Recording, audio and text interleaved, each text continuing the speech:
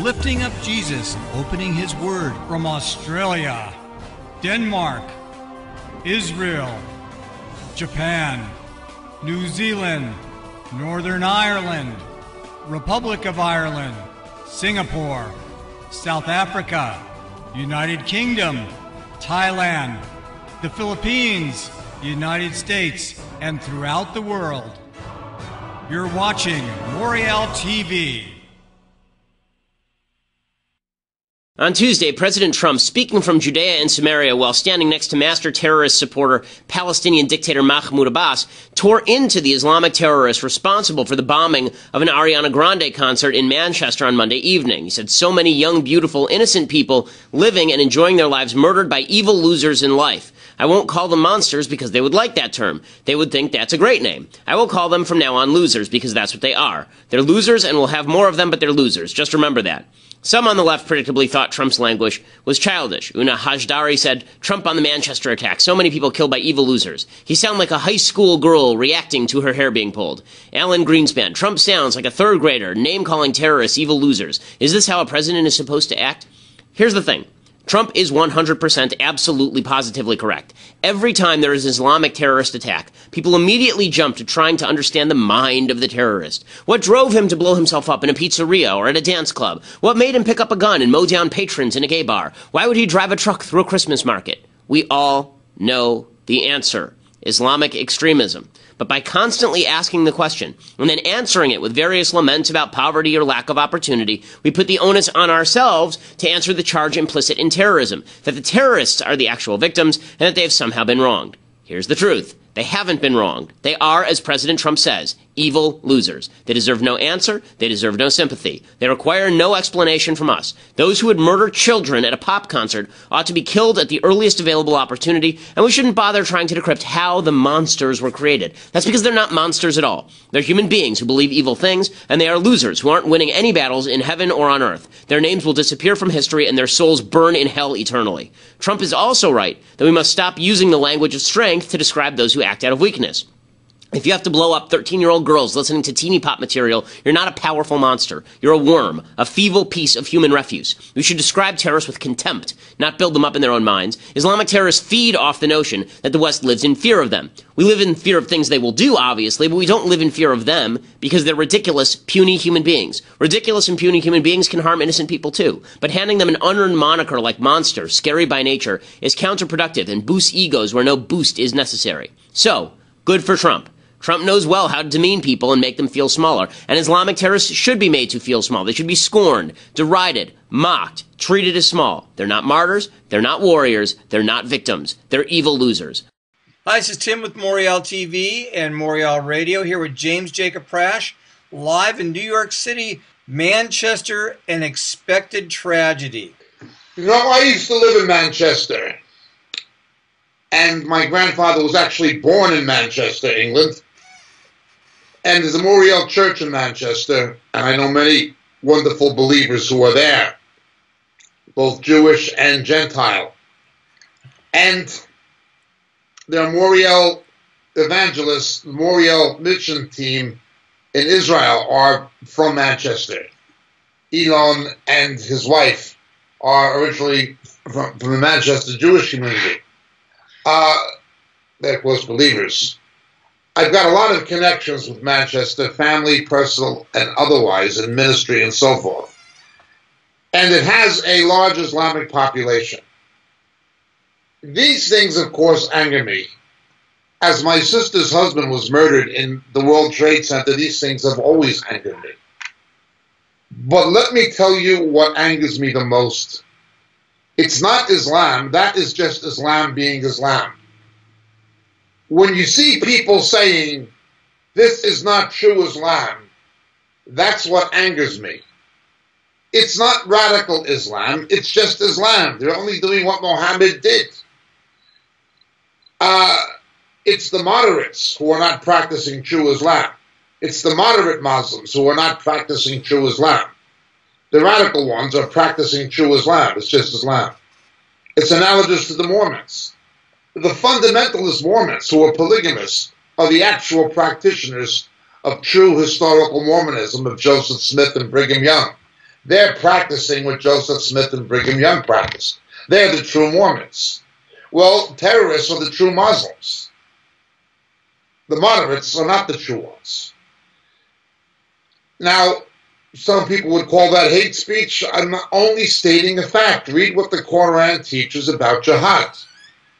I do not believe that all Muslims are terrorists or support terrorists, but I believe a probable majority, probably upward of 50% of the world's Muslims globally, are fundamentalists and are believers in Sharia.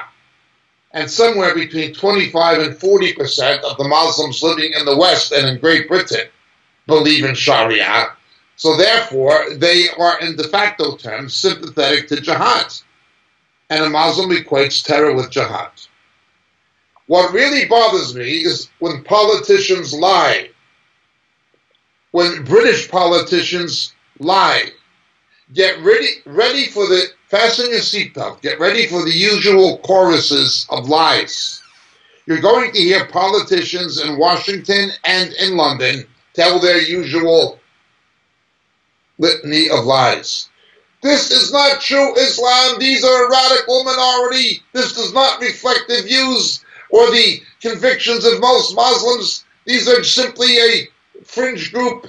Do not believe those lies. These same liars in Washington and Whitehall cannot show you one of the 57 Islamic countries in the world where Christians and Jews have the rights they have, Muslims have in Great Britain or America or any other civilized country. They can't show you one. They're lying and they know they're lying. Why are they lying? Because of the politics of oil, the arms deals, and the international currency brokerage of keeping the dollar and so forth stable relative to other currencies in terms of petrodollars, the dollar not being displaced by an alternative currency. All of these things come into play, and so they lie. We'll be talking more about this in light of Mr. Trump's visit on our This Week in Prophecy update next Saturday, Lord willing. Get ready for the usual litany of lies, the kind of lies you heard from George Bush when he celebrated Ramadan in the White House, when he put a Koran in the White House to honor Islam. You can't even bring a New Testament into Saudi Arabia, but when the king of Saudi Arabia gave him the Koran, he gave it place of honor in the White House library and celebrated Ramadan. This was George Bush. The Saudi Arabians carried him and his corrupt dynasty around in their back pockets while they were funding radicalism, while they were funding extremist Salafist mosques and madrasas, and are still doing so. This was Bush. This was Clinton. This was Obama with the Iranians. The future does not belong to those who insult the Prophet. Telling the truth about Muhammad is not insulting him. He led dozens of military campaigns. Dozens. Islam was spread by violence. Let's understand what's happening here. I warned, and I'm not saying I'm a prophet, I'm simply warned on the basis of Scripture, on the basis of Genesis chapter 12, on the basis of Obadiah 15, what was going to happen. His last act as President of the United States was to put a dagger in the back of Israel. I speak of no one other than Barack Hussein Obama. His last act as president, 3.5 months ago approximately, was to put a dagger, close to 4 months now, in the back of Israel. The United States abstained from that UN vote. After he lobbied Britain and told Britain, Theresa May, to vote against Israel and New Zealand and other countries.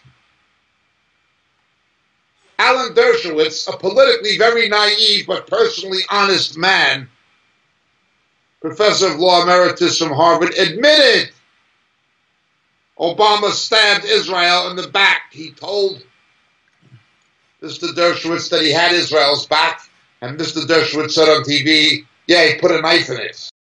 He will go down in history, President Obama, as one of the worst foreign policy presidents ever. He called me into the Oval Office before the election, and he said to me, Alan, I want your support, and I have to tell you, I will always have Israel's back. I didn't realize what he meant is that he would have his back to stab them in the back. And what he did was so nasty. He pulled a bait and switch. He said to the American public, oh, this is all about the settlements deep in the West Bank. And yet he allowed his representative to the UN to abstain, which is really for, a resolution that says the Jews can't pray at the Western Wall. Jews can't live in the Jewish quarter where they've lived for thousands of years. And he's going to say, whoops, I didn't mean that. Well, read the resolution. You're a lawyer. You went to Harvard Law School. At least he admitted it. You have these other Jewish politicians like Debbie Wasserman Schultz and Chuck Schumer who effectively sharpened the knives for him to do it. But then we have the sad figure of Theresa May. Theresa May. She did what Obama wanted. Britain voted against Israel, and at that time I warned God's judgment was going to come against Britain. Something bad was going to happen in Britain as a result. Now, I don't mean it was God's judgment in that God caused it, but I mean it was God's judgment in that God allowed it. And if Hillary Clinton had gotten elected as President of the United States, the same would have happened in America already. And if Mr. Trump does not keep his promise and move that embassy, as we'll talk about in our prophecy update, to Jerusalem, as he said he would, it will not be to America's blessing or advantage. But Theresa May brought a curse on Britain at the behest of Barack Obama. I will bless them that bless thee and curse them that curse thee. You pander to Islam and its radicalism. You pander to fundamentalism, to jihad, to Islamic terror. 57 countries in the UN are in the Islamic bloc, the worst human rights record imaginable. Saudi Arabia on the Women's Rights Commission of the UN, the United Nothing. When Obama went on his apology tour after he was elected, that didn't actually accomplish anything other than sort of give off the image of America as a country in retreat. So Trump was going to Saudi Arabia in order to change the image of America as a country in retreat. Some of that he accomplished, some of that he didn't. So the left was kind of disappointed that Trump didn't start a nuclear war. The left is always disappointed when Trump exceeds expectations. And their expectation is that he was going to go to Saudi Arabia, spit on the Kaaba stone, and then immediately declare that everybody ought to convert to Christianity. That is, of course, not what happened, and so they were very disappointed that wasn't what happened. The imagery that came out, though, was pretty weird because the great disconnect in American foreign policy, and this has existed well before the Bush administration, is this disconnect where we say that we're against radical Islamic terror, but then we make best friends with the Saudis who fund radical Islamic terror. So you have some weird photos that were coming out like this one. This is 10. This one. So you got Trump with this is I believe the king of Saudi Arabia. They're opening the global anti-terror center, which, again, if Saudi Arabia is involved in the global anti-terror center, I'm going to go with that's not going to be a huge success. And apparently, Trump and the king of Saudi Arabia switching souls, actually, or at least gazing into the Palantir to see if they could see Sauron or not. The problem is that Hassan Rouhani's on the other end of that Palantir and can actually see them. Producer Austin suggests that Donald Trump's basketball skills were actually sapped by this particular orb from Space Jam, which is indeed a possibility. In any case, all of this is, not a huge deal. The right made a huge deal out of President Obama bowing to the King of Saudi Arabia. Trump didn't do that. The left, it was really funny. The left tried to tell a fake news story where Trump had bowed. He wasn't bowing, okay? The Prince of Saudi Arabia gave him some sort of medal, and he bent over to receive it because how else do you get it on the person's neck? I mean, it's like saying that Han Solo was bowing to Princess Leia when she was awarding him a medal after the destruction of the Death Star. No, it turns out that whenever somebody puts a medal around your neck, you have to sort of lower your neck so it can get around your neck. So the left immediately tried to suggest that he was bowing in the same way that Obama had bowed, and that, of course, is just ridiculous and silly towns and nonsense. I will again say that I was of divided mind about all the pomp and circumstance surrounding Trump arriving. Ann Coulter said the reason that Saudi Arabia welcomed Trump this way is because he's an alpha as opposed to Obama, who was a real beta. Here was Ann on Saturday night. So I like the fact that, because he is a strong alpha male leader, that the Arabs respect him. They don't respect the beta male Obama. Okay, well, I think that there's maybe some truth to this. I think that it's more likely that the Muslims figured, that the Saudis figured that if you flatter Trump a lot, then he will be nice to you. And the reason I say this is because that's exactly what Bibi Netanyahu did immediately afterwards. So Bibi saw that they had rolled out this red carpet. They brought in, which country star was it? They brought in some country music singer to sing in front of like an all-male concert in Saudi Arabia. They like blew out. They basically did the full Vegas. And Trump loved it. And so immediately Bibi Netanyahu, recognizing that Trump loves to be feted and treated like a king, Bibi immediately mandated that all of his ministers had to be on the tarmac when Trump went to Israel. Trump arrived in Israel today. And Bibi mandated that they basically up the amount of pomp and circumstance, because now this has turned into King Lear a little bit, where King Lear wants all of the daughters to show how much they love him and just express in the most glowing terms how much they love him. So all of it, is that a big deal or not? No. In fact, I think that it's kind of great when countries pay homage to the United States. We are the most powerful country on earth, as well we should be. But I'm not sure that the Saudis are paying homage to the United States. I think they're paying homage to Trump, which is a slightly different thing. Okay, so then Trump goes and he does his Saudi speech. And the speech itself, it was widely praised by people on the right. I am of divided mind about the speech, to tell you the truth. I think there were some good things in the speech. I think that there were some things that were not so good in the speech. I don't think it has much to do with Trump. I think that Trump's speech has more to do with divides in the mind of the American people. I think that the American people are a very divided mind on foreign policy, and they're not of clear mind on foreign policy. And there are three kind of key distinctions in foreign policy that the American people are not willing to face up to, because foreign policy is filled with hard choices. Because anytime you talk about foreign policy, in reality what you're talking about is the balance between diplomacy, isolationism, involvement in the world, military use of force. And these are very difficult questions, because no one wants to be the person who puts American soldiers in harm's way or expends American resources in pursuit of some goal that we don't care about. And so there are three kind of fundamental conflicts in American foreign policy that have never been resolved, particularly since World War II. World War II is the last time that all of these were resolved in united fashion. Since then, the United States really has not had a coherent foreign policy, because World War II was such a clear-cut moral battle, and also such a clear-cut battle of self-defense at the same time. There was some of this during the Cold War as well. This was the key division between the right and the left. The right saw it as a moral battle and a self-defense battle. The left saw it as neither a self-defense battle nor a moral battle, and so there was battle over that. But here are sort of the three conflicts in American foreign policy, and you'll see how they materialize in Trump's speech. So the first one is about human rights. So Americans have a very weird perspective about human rights. America has always stood for the notion that all human beings are created equal with certain inalienable rights. It's in our Declaration of Independence. That does not mean, however, that it is the job of the American government to achieve the realization of those inalienable rights for everyone. America doesn't have the power to do that. America doesn't have the wherewithal to do it. If we could snap our fingers and everybody would have governments that protect the same rights that we have, then we would obviously do that. But it's not about snapping the fingers. It's about what are you willing to sacrifice to do that. So the basic American foreign policy has always been, where possible we push, where not possible we hold off. But here's the truth. Since the Vietnam War, we have very little interest as a people in foreign interventions on the basis of human rights, until there's something gross on our TV, in which case we get aggressive in knee-jerk fashion, which is sort of what happened in Syria. So we were like, okay, we don't want anything to do with Syria. It's a civil war. It's going to get ugly. Fine, who cares? And then there are pictures of gassed children on our TV, and everybody snaps to, and boom, we need to get involved right now. Right? We need to fire some cruise missiles and hit a camel in the ass right now. It's incoherent, but that incoherence didn't start with Trump, and it doesn't end with Trump. It's just incoherence that's been part of American foreign policy for the last few decades. What that incoherence means is it's more incoherent. It means that there are basically a couple of views on how to pursue human rights. People lie to themselves. Instead of just saying, listen, we're not going to take every human rights violation all that seriously. We're not. We're going to take the human rights violation seriously that we have to take seriously, and that forward America's goals, we're not going to take other ones seriously. Instead, you end up with this sort of bizarre snap back and forth foreign policy. So President Obama would speak about human rights all the time, but then he felt that America was actually the threat to human rights, so he would withdraw from the region, and the isolationism ends up setting the region on fire. President Bush spoke about human rights, and he actually meant it, so that meant he was much more interventionist. Trump is actually more Obama than Bush, not because he thinks America's a bad force in the world, but just because he thinks America should be isolationist and not involved. And so his foreign policy on human rights is, I'm going to speak in strong terms about violation of human rights, but there's no actual carrot and there's no actual stick.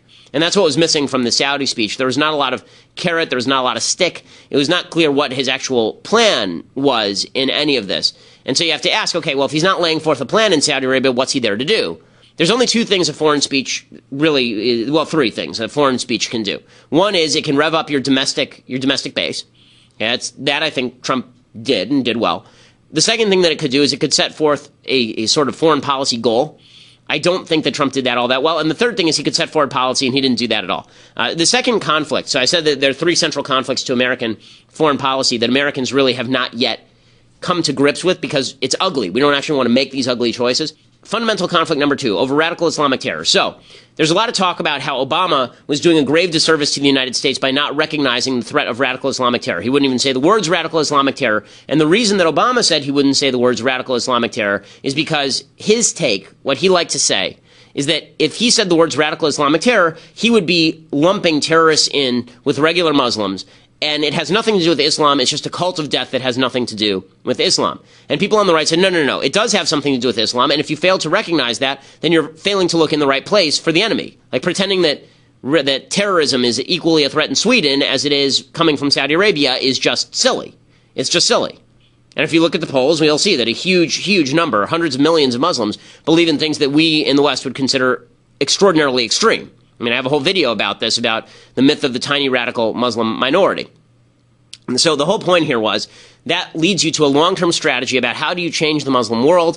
Do you make temporary alliances? Do you call on Muslims do you forward groups that are more secular in nature in Muslim countries? But the point is that labeling radical Islamic terror is connected to a worldview and an action. It's not just about saying the words and then doing nothing. And there is this fundamental disconnect in the American mind, because once you recognize that hundreds of millions of people are radicalized, not terrorists, but radicalized and hold radical views according to Western standards, that requires a pretty large sacrifice of resources if you want to change that. It requires, for example, in some cases, regime change. It requires the backing of rebel groups in particular areas that we might find uncomfortable. It requires us to get deeply involved in areas that we don't necessarily want to be involved in. And so what we tend to do is we tend to say, well, yeah, we should label the bad guys. They're radical Islamic terrorists. But also, it's really not that many of them, and they're really not worshiping Islam. So that's sort of what happened with Trump yesterday. He said radical Islamic terror, and then he parroted a bunch of Obama platitudes. And finally, the third conflict that exists in American foreign policy that we really don't want to face up to is isolationism itself. So Americans tend to be gut-level isolationists. There has yet to be a president who ran on being an interventionist. All presidents run on being isolationists, essentially, and they all end up interventionists because the world is a pretty complex place. So you can either be honest about your foreign policy or you can be not honest about your foreign policy. President Bush he campaigned as an isolationist. He ended up as an interventionist and stretched us too far in the process. President Obama embraced isolationism and watched the region burst into flame. The truth is that Trump is more along Obama's lines in terms of withdrawal from the region than he is along Bush's lines in terms of intervention in the region. And so the speech was more about, like, the right saw it as a fundamental rebuke to Obama, and in some ways it was. The truth is it was actually more of a fundamental rebuke to the Bush foreign policy than to the Obama foreign policy. So because Trump is more a reflective leader than he is a leader, that means that all of the conflicts that I just talked about, the conflicts over isolationism and human rights and radical Islamic terror and what it means, all of them appeared in his speech. It was sort of incoherent. And people were excited because they were grading him against Trump. Yes, if you grade things against, they were grading things against Obama. Yes, if you grade things against Obama, everything is an A+. Right? My friend Kurt Schlichter has a piece today where he thinks Trump is doing an A+ job because he's not Obama. Okay, again, by that same standard, a flaming bag of dog do on your front porch is an A+ because it's not Obama. Obama was that bad a president. He did that many bad things. And this is true. Trump's speech yesterday compared to the Cairo speech from 2009 from Obama, which was a disaster of apology for the United States and ripping on Israel and misconstruing everything about American foreign policy. Compared to that, this thing was, Lincoln-esque.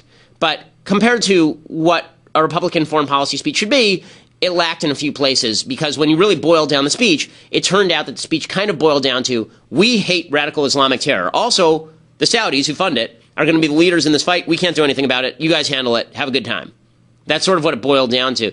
Okay, so the speech began with President Trump making the case for basically selling lots and lots of weapons to Saudi Arabia. Now, the real case for selling weapons to Saudi Arabia is to defend Saudi Arabia against Iran. That's the real case for selling all these weapons to Saudi Arabia. It didn't start under Trump, to be fair. I think the Obama administration sold $110 billion worth of equipment to the Saudis. The Israelis are not super comfortable with this because the Saudi government, number one, is kind of tenuous, and number two, they've never been too pro-Jew. In fact, they banned Jews from entering the country. The only Jews in the country yesterday were Ivanka Trump and Jared Kushner. But they actually banned Jewish journalists from getting into Saudi Arabia as long as they held dual Israeli passports. But Trump tried to play the Saudis buying equipment, tried to play that as we're just helping the American economy. They're going to buy lots of American goods, which, I mean, it's really funny because a lot of the people who back Trump rail against the military-industrial complex. This right here would be the definition of the military-industrial complex, is the President of the United States touting the fact that foreign countries are buying weapons from our military structure.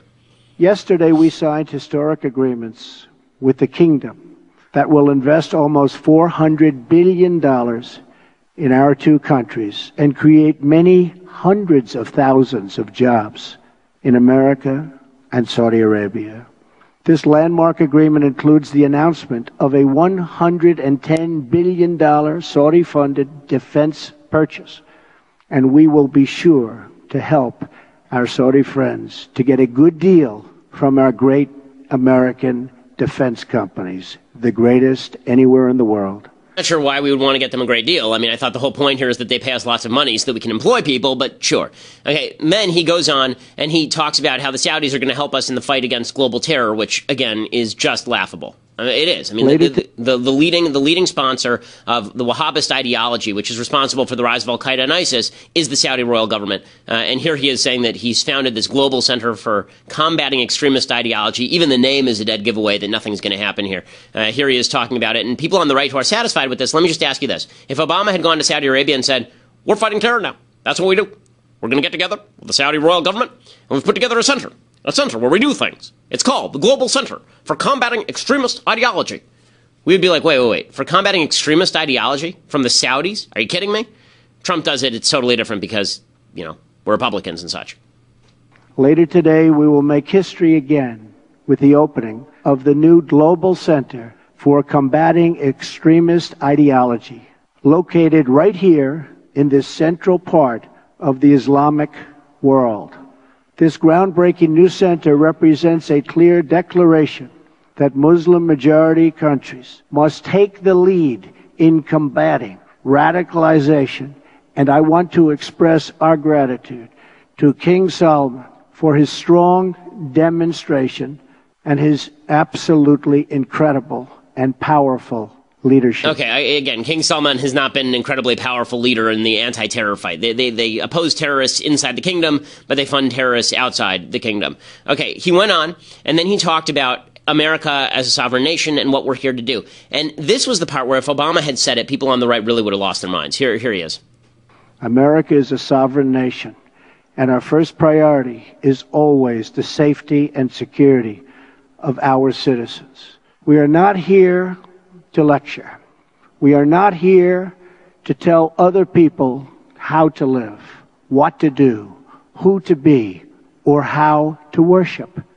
Instead, we are here to offer partnership based on shared interests and values to pursue a better future. Okay, so sorry for the Saudi translator who comes in for no reason there, but it's a weird statement. It's a weird statement because if you just took that middle sentence, we're not here to lecture. If Obama had said that to the Muslim world, you would have said, wait, why shouldn't we lecture the Muslim world? The Muslim world is replete with human rights violations and repression. The Muslim world is full of anti-Semitism and anti-Christian sentiment and anti-Christian action. Why shouldn't we lecture? Of course we should lecture. I mean, that should be part of our job, is to try and convince them to move away from this sort of radicalism. And he says that we're doing this because, well, America first, but there is a strong argument to be made that America first would actually require us to speak up on behalf of American values. And that last sentence where he says, we're here to offer partnership based on shared interests and values, it's that phrase, and values, that's a problem. If he just said, we're here to offer partnership based on shared interests, that's the full realist perspective, and that's the honest perspective that Trump probably believes, which is not that we have common values, but we have a common interest in doing certain things, so we'll get together with you on that, and that's the extent of our relationship. Right? That would actually be the full realist perspective, but it's because Americans can't tolerate that we have this divided mind. Okay, he continues along these lines, and then he talks about we have to destroy terrorism, and then he proceeds to name every nation that has suffered terrorism but Israel, right? So this is not a situation where Trump was actually speaking truth to power in Saudi Arabia. Again, I'm not blaming him because I think he's a reflection of what Americans think, and we don't know what we think. But when he goes to Saudi Arabia and he says, all of these various countries have suffered terror, Australia, China, Japan, Britain, France, not the Jews, and when he avoids Israel, the reason he's avoiding Israel is not to piss off the Saudis. If you think that there is a unified global war on radical Islamic terror, Israel is the spear, the tip of the spear in all of that. And he's visiting Israel right now, is President Trump. And in visiting Israel, like on the same day he's visiting Israel, a Palestinian tried to stab an Israeli soldier in the old city of Jerusalem while he was there and was shot dead in the process. Yes, the radical Islamic terror threat does encompass Israel. He avoids that as well. Then he does, here's the part where he actually paraphrases Obama. So this is the conflict I was talking about with radical Islamic terror. So he does say, and we'll get to it, he does say that radical Islamic terror is a huge problem. And he doesn't say the words radical Islamic terror, he calls it Islamist extremism, which is the same difference basically. But he then proceeds to walk that back by pretending that it's a tiny minority of people and that it really has nothing to do with Islam. So here is the part where these words could have come out of President Obama's mouth. This is clip 5. But this untapped potential, this tremendous cause of optimism, is held at bay by bloodshed and terror. There can be no coexistence with this violence. There can be no tolerating it, no accepting it, no excusing it, and no ignoring it. Every time a terrorist murders an innocent person and falsely invokes the name of God, it should be an insult to every person of faith. Terrorists do not worship God. They worship death. That's not true. A lot of terrorists worship Allah. Okay, let's just be real about this. A lot of terrorists worship Allah. They're very religious Muslims, and to pretend that they're not, that they're just worshiping death, is not true. They think that death in pursuit of glory is a heavenly command, but the idea they worship death, this is a way of avoiding the key issue, which is a lot of the people sitting in the room that he's talking to are actively supporting terror and oppression. Okay, and he's avoiding that. And I understand him avoiding it, but don't go and make a speech about, you're going to set a whole new foreign policy. Here's the thing. If you're just going to set a strategy of realism, you don't actually need a speech to do that. If he wants to form some sort of coalition against Iran, he can call up the Saudis. He can call up the Jordanians. There are phones in the White House, and he can form all of this. The whole point of the speech is presumably to do one of two things, as I say. Put the world on notice or set out a policy. And there was no real policy, and if you're sitting in this room, then what you're really thinking is, there's no carrot and there's no stick here. There's really nothing here. So clip 7 is the one where people are rallying around this and saying this is the key to his whole speech. So we'll watch that one. America is prepared to stand with you in pursuit of shared interests and common security. But the nations of the Middle East cannot wait for American power to crush this enemy for them. The nations of the Middle East will have to decide what kind of future they want for themselves, for their country, and frankly, for their families and for their children. It's a choice between two futures, and it is a choice America cannot make for you. A better future is only possible if your nations drive out the terrorists and drive out the extremists. Drive them out. Drive them out of your places of worship. Drive them out of your communities. Drive them out of your holy land. And drive them out of this earth. So a lot of people were comparing this to sort of the formulation of tear down this wall, Mr. Gorbachev. The difference is that the implication with tear down this wall was, you tear down this wall or we will. Right? If you don't tear down this wall, we are going to take measures that are going to result in this wall being torn down. I mean, if you read the entire Reagan speech at the Brandenburg Gate, that's basically what he says. He says we're involved in treaties about arms reduction, and we want to push that forward, but we are perfectly willing to support anybody who's basically standing up to the Soviets. And, Trump leads off with, we're prepared to stand with you, but basically this is on you guys. It's on you guys. Well, do you think they're really going to do anything? Do you think that the Saudi royal family, we just signed a huge deal with them to give them $350 billion worth of arms. Do you think they're afraid that Trump is going to come in and punish them if they keep funding terror? Do you think that anybody in that room is really super fearful of that? Or does it come off more as a plea? And this is the problem that I have with sloganeering that's backed up by nothing. I'd rather you not sloganeer and just pursue a policy quietly than go out there and say slogans that you don't have the backup for. This is why, when Trump fired missiles into Syria, great. I'm glad that he fired missiles into Syria, but there actually has to be something backing that up. Otherwise, it just looks like paper tiger time. It looks like Bill Clinton firing a missile into a medicine factory in Sudan and then calling it a day. Trump laid out his what he called his sort of general ideology in the next clip. This is where he basically says what America is going to do and what it's not going to do, and there isn't a tremendous amount here again. For our part, America is committed to adjusting our strategies to meet evolving threats and new facts. We will discard those strategies that have not worked and will apply new approaches informed by experience, talent, and judgment. We are adopting a principled realism rooted in common values, shared interests, and common sense. Our friends will never question our support, and our enemies will never doubt our determination. This is ad hoc foreign policy, which is okay, but let's just call it what it is. And then finally, this is the part that people really resonated to. This is where he finally said Islamist extremism, and people on the right cheered, and people on the left booed. But we'll play the whole clip because I think it's important to see where he goes from there. Muslim nations must be willing to take on the burden if we are going to defeat terrorism and send its wicked ideology into oblivion. The first task in this joint effort is for your nations to deny all territory to the foot soldiers of evil. Every country in the region has an absolute duty to ensure that terrorists find no sanctuary on their soil. Okay, so and then he went on from there where he talked about how he was going to, he said, we have to honestly confront the crisis of Islamist extremism and the Islamist terror groups it inspires. And then he says many nations here have taken important steps to raising that message. And then he mentions Saudi Arabia, the UAE, Jordan, Turkey, and Lebanon. Really? Okay, all those nations have connections to terrorism, Jordan the least of them. But it's not because of Trump. It's because there's this divided mind in the United States. I'm not going to blame Trump for that. He did talk about isolating Iran, but at the very end of that, he said that the only way to isolate Iran was, he said, all nations of conscience must work together to isolate Iran, deny it funding for terrorism, and pray for the day when the Iranian people have the just and righteous government they deserve. So in other words, there's no military option on the table. There's no real punishment on the table. So a lot of talk, not a lot of backup, and I'm not sure that is, I don't think it's counterproductive. I think it's a step away from Obama, which is a step in the right direction for sure. But I also don't think that it is the over the moon, we should be celebrating restoration of American power in the world speech that everyone thinks it is, because I don't think the American people are really ready for that or maybe even want it. Okay. And Theresa May voted against Israel. Well, Theresa May, God took his hand of protection off Britain because of you. I've warned in the past.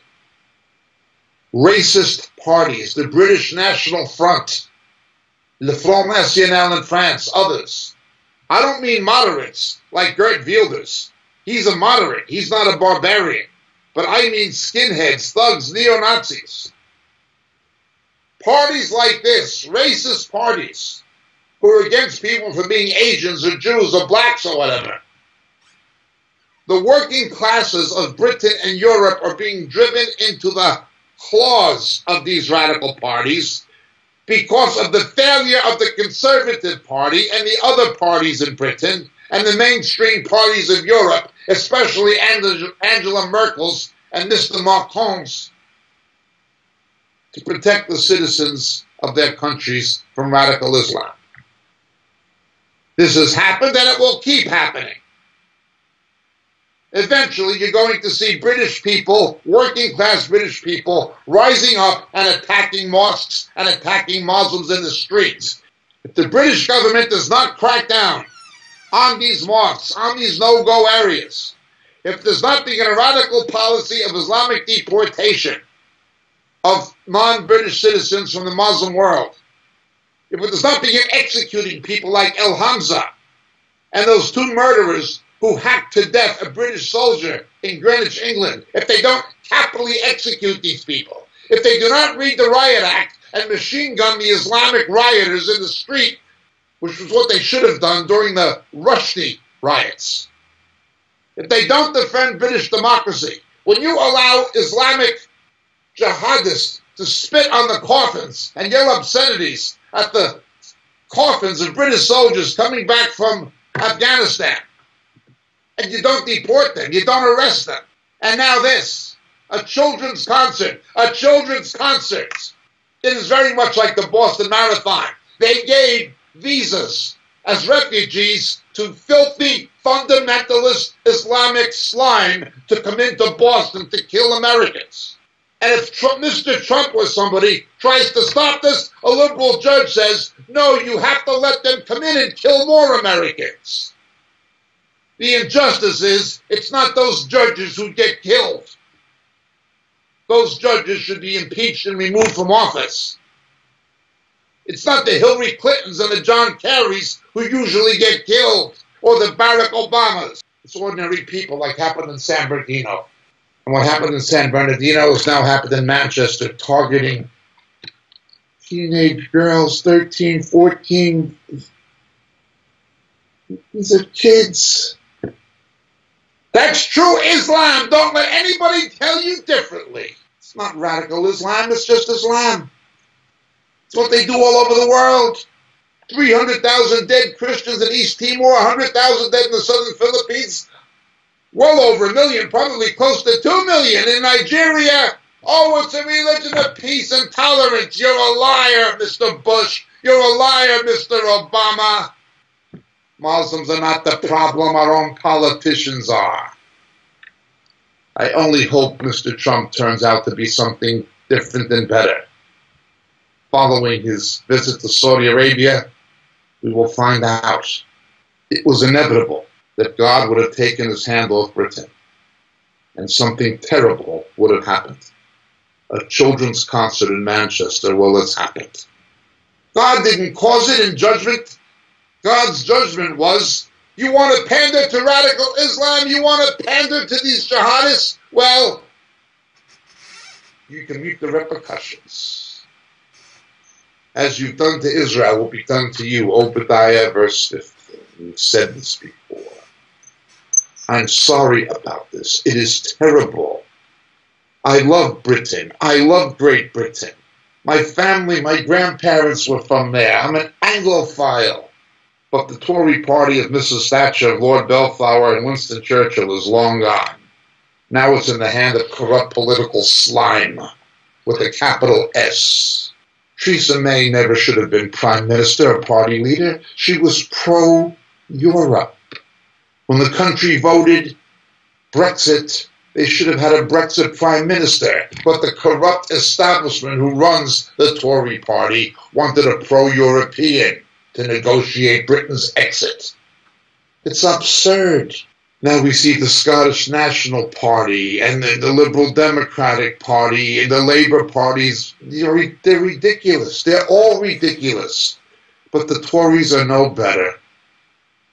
Theresa May caused this. In the spiritual realm, her and Barack Obama made this inevitable.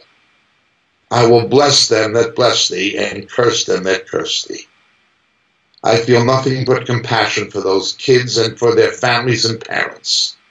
But unless we stop cursing Israel, unless we stop turning our backs on the persecuted Christian church in the Islamic world, and unless we stand up to the realities of what Islam is, unless we begin closing down mosques, madrasas, and Islamic institutions that are Salafists, that are fundamentalists, that are pro-jihad, unless we begin capitally executing terrorists.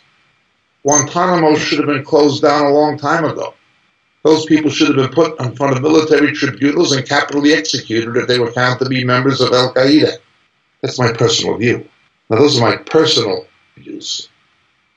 My Christian view, however, is not my view. My Christian view is the judgment of God became inevitable because of what Theresa May and Barack Obama did. God took his hand off of Britain when Britain voted against Israel. And America is walking a very thin line. If we don't stop these judges, if we don't stop Islamic immigration, we have no way to vet these people. Who's a moderate and who's a fundamentalist? At least 25% of the Muslims living in the West believe in Sharia, more like 40%. Globally, it's over 50%. It is the moderate, the tolerant Muslim who's the minority. It is not the radical.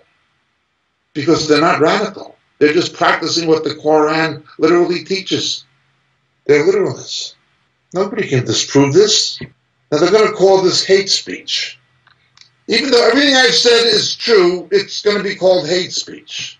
Let me say this. I do not hate Muslims. The best Christians I know, the best believers in the Lord Jesus I know, are the people who've been saved out of Islam, who've been born again, who have a new life in Jesus. God bless every one of them. They're my brothers and my sisters. And I hope I have many more brothers and sisters saved out of Islam, because I believe Islam is from the pit of hell. That is not a racist statement. It has nothing to do with race. It is everything to do with reality. Now let's continue just a little bit further. This terrible tragedy in England, it angers me. And the chorus of lies we're going to hear from the politicians in Whitehall and Parliament and in Washington is going to anger me even more. Trying to defend Islam. Oh, this is not Islam. Trying to defend it. No, it is Islam. It's always the same story. Who blew up the hospitals and hotels in Mumbai, India? Oh, that's nothing to do with Islam. You're just an Islamophobe. Who genocidally exterminated hundreds of thousands of Christians in East Timor? Oh, that's nothing to do with Islam. You're just an Islamophobe. Who's killed at least 100,000 people in the southern Philippines? Oh, that's nothing to do with Islam. You're just an Islamophobe. Who blew up the theater and the stadium in Moscow? Oh, that's nothing to do with Islam. You're just an Islamophobe. Who shot the 4-year-old children in the back in front of their parents? The Ossetian children in Russia. Oh, that's nothing to do with Islam. You're just an Islamophobe. Who crashed the airplanes into the World Trade Center and the Pentagon? Oh, that's nothing to do with Islam. You're just an Islamophobe. Who blew up the people at the Christmas party in San Bernardino, California? Oh, that's nothing to do with Islam. You're just an Islamophobe. Who put the bombs at the Boston Marathon? Oh, that's nothing to do with Islam. You're just an Islamophobe.